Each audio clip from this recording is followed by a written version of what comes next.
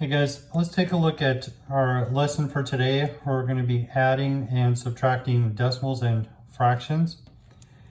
So for the decimals, it's just a quick review from 5th grade. And the main thing that we're going to focus on is where we're going to line up the decimals. So we got 2 and 46 hundredths, and we're going to add it to 1 and 29 thousandths. So we're going to move this up on top.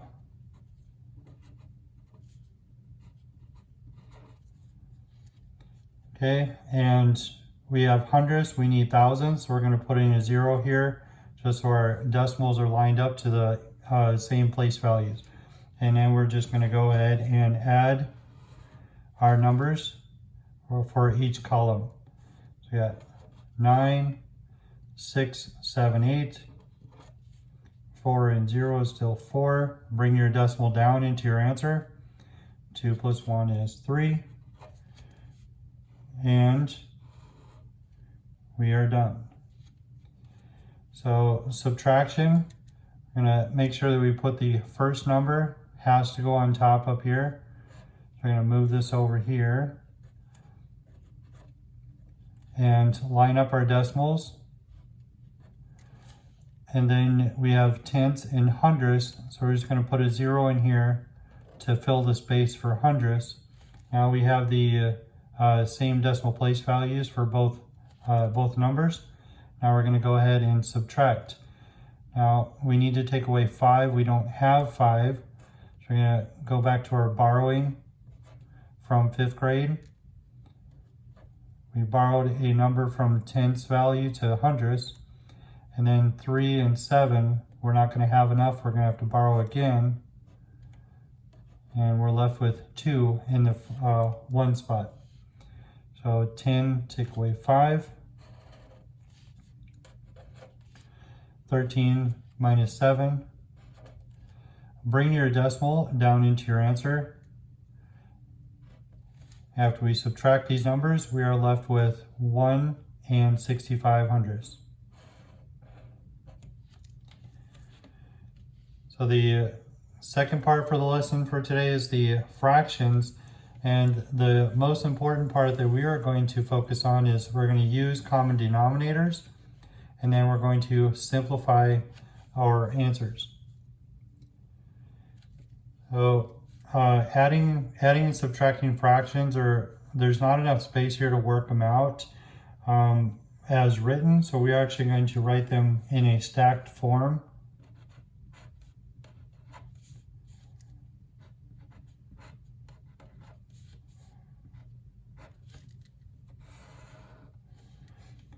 And in order to get them into a common denominator, if we look at the denominator, 3 and 5, they are not the same denominator. So we need to get a common denominator or a same denominator. So we're going to use a multiplying process to get us there. So 3 and 5, the next common denominator that they have in common is 15. So 5 times 3 is 15. So in order to keep it equivalent, this fraction, we're going to multiply the numerator and denominator by the same factor. And then 3 times 5 will be 15. And then 2 times 5 will be 10. So now we have a common denominator. We can add.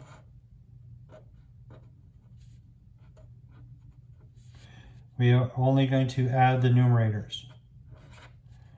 So 10 plus 12 is going to give us 22. The denominator stays the same.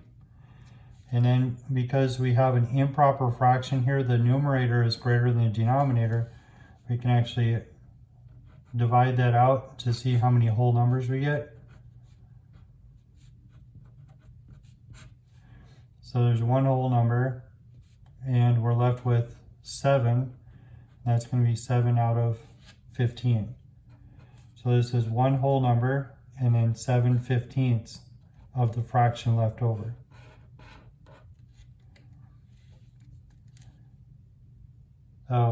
Adding mixed numbers, we have a whole number and a fraction.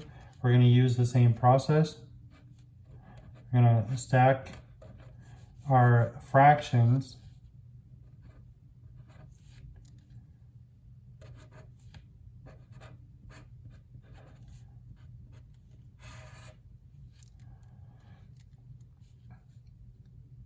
And then we're going to look for a common denominator. We have a denominator of 8 and 16.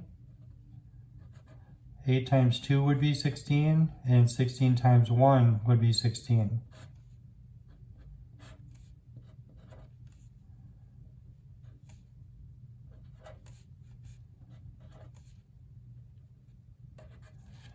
So using that factor on the numerator and denominator, 8 times 2 is 16, 5 times 2 is 10.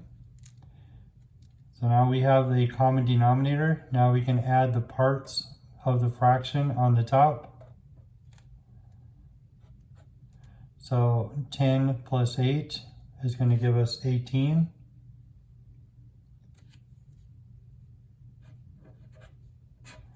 The denominator stays the same, so we have 18 over 16. And 18 over 16 is still large enough to give us a whole number. So let's do 18.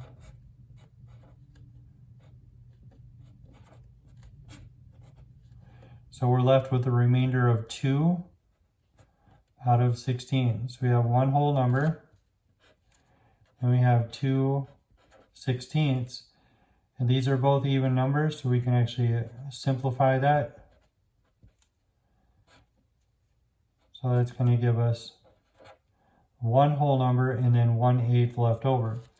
But we have whole numbers over here.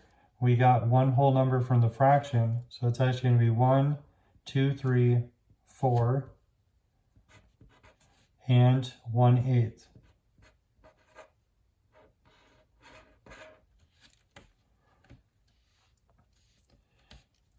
Now, subtraction, we're going to start with the similar process. We're going to stack our fractions in order to subtract them.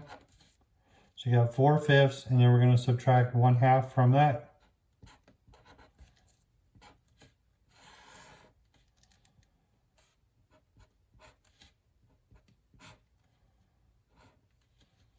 So finding a common denominator, we have a denominator of 5 and 2. And 5 and 2 both will have a factor that will get them to 10. So I multiply. 2 times 5 is 10. 1 times 5 is 5. 5 times 2 is 10. So 4 times 2 is going to be 8. So we're just going to add. Oh no, we're not going to add, we're going to subtract. We're going to subtract here. 8 minus 5, so we're left with 3, and then the denominator stays the same. So 5/8 minus 4/5, let me go. 4/5 minus 1/2, and we're left with 3/10. Once we have a common denominator, and then we subtract the parts. The last example, we have 5 1/3 minus 1 7/8. I'm going to do 5 1/3, or 1 7/12. I don't know what's going on today.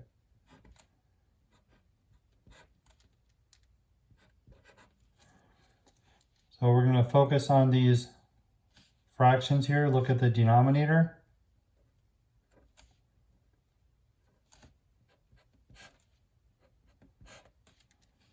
So it looks like 12. 3 has a multiple that works with 12. It's 3 times 4 and 1 times 4. Then we have 12 times 1 and 7 times 1. Okay, so now we are ready to subtract. So here we need to subtract 7 from 4, but we don't have enough, we only have 4.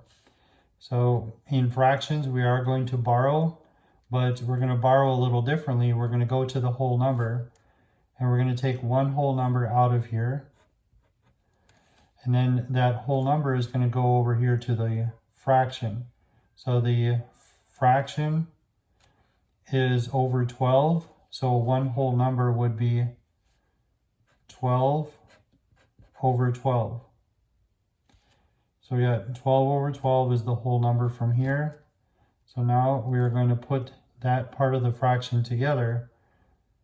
So 12 plus 4 is going to be 16.